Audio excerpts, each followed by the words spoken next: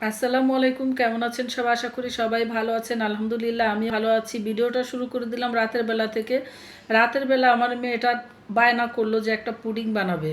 তো ও half litre দুধের সাথে 2টা ডিম দিয়ে একটা ছোট মিনি পুডিং বানিয়েছে। ওকে আমি বলেছিলাম যে ভিডিওটা নিতে, ওর নাকি ঝামেলা মনে হয়, সেই জন্য ভিডিও নেয়নি। যার আর কি যে কাজ, আমি বানালে হয়তো ভিডিওটা নিতাম। তারপরের দিন সকালবেলা থেকে ভিডিওটা শুরু করলাম। আজকে আমি কিছু ভিডিও করতে যাই, যা সবই আমার আজকে এলোমেলো হয়ে গেছে। দেখতেই পারবেন, পুরো ভিডিওটা দেখতে হলে আমার পাশে থাকুন। আর আমি কি এলোমেলো কাজগুলো করছি দেখেন। আমি একটা রিলস নিতে চেয়েছিলাম যেখানে আলুটা খুব সহজেই খোলা যায় খোসাটা, কিন্তু খোসা তো খুব সহজে আমি খুলতে পারলামই না, একদম ভেঙে চেঙে একাকার। তারপর আমি আলুর ভর্তাটা বানিয়ে রেখে দিলাম, আবার ভাজতে গেলাম ডিম। ডিম ভাজতে গেলে হয়ে গেল আমার এক বিপদ। কি বিপদ দেখতেই পাবেন। ডিমটা সুন্দর করে আমি ঝরঝরা করে ভেজে নিব।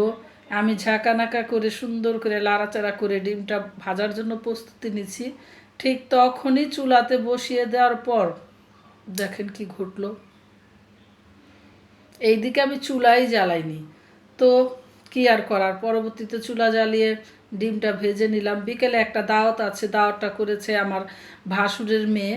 আমার ভাসুরের মেয়ে খুব রান্না বান্না ভালো পারে, আমাদের বিকেলে সন্ধ্যায় নাস্তায় দাওয়াত দিয়েছে। দুপুরের যাই হোক, দুপুরের খাবার খেয়ে নিচ্ছি, খুব সহজ এবং মজাদার খাবার, আলুর ভর্তা, ডিম ভাজা, সেই সাথে একটু আলুর ঝোল ছিল, খেয়ে নিলাম। খাওয়া দাওয়া শেষ করে বিকেলে সন্ধ্যার পরে দাওয়াতে যাব। বিকেলে দাওয়াত দিয়েছি ঠিকই, কিন্তু বিকেলে যাওয়া হচ্ছে না। খাবার দাবার খেতে খেতেই প্রায় বিকেল হয়ে আসছে। সন্ধ্যার পরে যে যাব আমরা। আমার ভাস্তিটা খুব ভালো রান্না করতে পারে। ভাস্তি আমাদেরকে দাওয়াত দিয়েছে, আমাকে এবং আমার 2 বোনকে।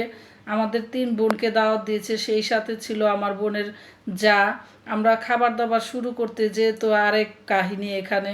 আমি তো ভিডিও নিতে নিতেই শেষ, আর ওইদিকে দেখি আমি ফুচকাই বাটে পেলাম না।